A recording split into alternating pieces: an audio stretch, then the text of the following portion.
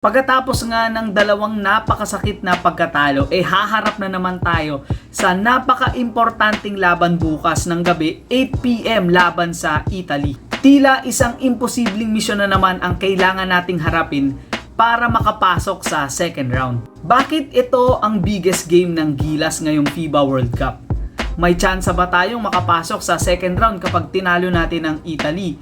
At ano ang mga kailangan gawin ng Gilas para manalo bukas? Lahat ng yan ay sasagutin ko sa video ito, kaya ano pang hinihintay nyo? Tara, simulan na natin to. All about Italy. Italy is ranked 10th in the world at syempre kilala sila sa pagiging fluid ng kanilang mga offensive schemes. Tignan nyo na lang tong offensive sequence na to. Tignan nyo kung gaano ka-fluid yung movements ng players nila. Mapapasana all na lang talaga tayo. Ikumpara natin sa offensive scheme ng Gilas na napaka-predictable. Bigay mo kay Clarkson tapos bahala na siyang dumiskarte. Kung ganyan ang magiging approach pa natin, hindi yan pwede sa Italy. Masyado silang disiplinado sa court at yung mga pagkakamali natin, kayang-kaya nilang i-take advantage yun. Drive and dish, marunong mag-penetrate, at good floor spacing.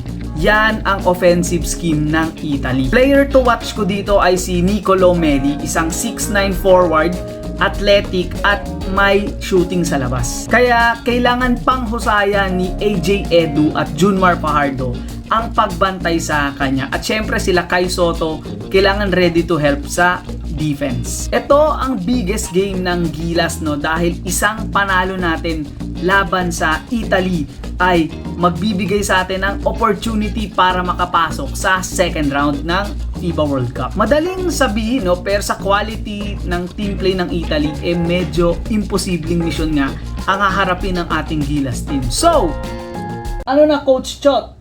Italy is Italy pa rin ba? Pero ang tanong, may tsansa ba tayong makapasok sa second round ng FIBA? Quick answer ay yes. Meron tayong tsansa makapasok sa second round ng FIBA World Cup. Pero para makapasok tayo, merong mga bagay na kailangan mangyari para sa Gilas Pilipinas. Una dyan ay kailangan manalo ng Dominican Republic laban sa Angola. Kailangan tambakan ng Dominican Republic. Mas tambak, mas okay. Pangalawa nga, syempre kailangan nating manalo laban sa Italy. Kuya Bar, ilang points naman ang kailangan nating ilamang laban sa Italy kung sakaling talunin natin sila? 14 points.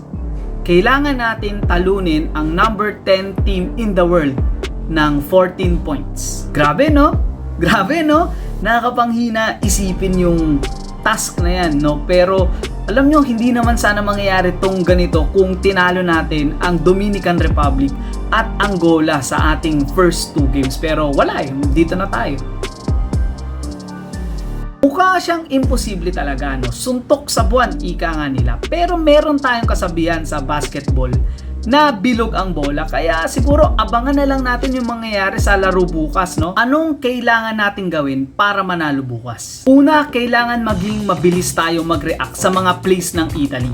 Tulad nga ng sinabi ko yung mga pagkakamali natin kayang-kaya nilang i-take advantage and sobrang fluid ng kanilang offensive movement. Kaya kailangan nating mag-ingat. Pangalawa, kung meron mang laro na dapat mag-init tayo sa 3-point area, dito yon sa larong ito laban sa Italy. For the past 2 games, we shot 33% at 18.2% from the 3-point area. Versus Italy, tingin ko kailangan natin mag-shoot ng at least 37% sa 3-point area at kailangan nating manalig na tuluyan pa ring umalat ang Italy sa kanilang 3-point shooting. Dahil in their past 2 games, they only shot 16% at 24% sa 3-point area. Pangatlo, kailangan nating alagaan ng bola. Less turnovers tayo.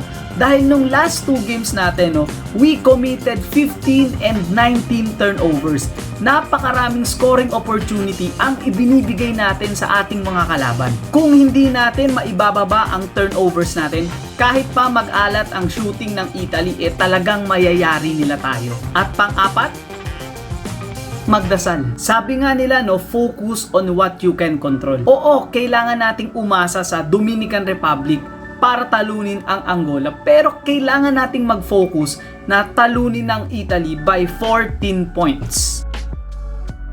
isang imposibleng misyon, no? Pero sana kayanin. Kung hindi, isang napakasakit at nakakahiyang pagkatalo na naman ang ating sisikmurain. Para sa inyo, ano pa ang kailangang gawin ng Gilas Pilipinas para matalo ang Italy? At sino sa tingin nyo ang kailangang mag-step up para mas tumaas ang tsansa nating matalo ang Italy? Let me know your comments sa comment section below. Maraming salamat sa suporta at hanggang sa susunod kong video. Peace!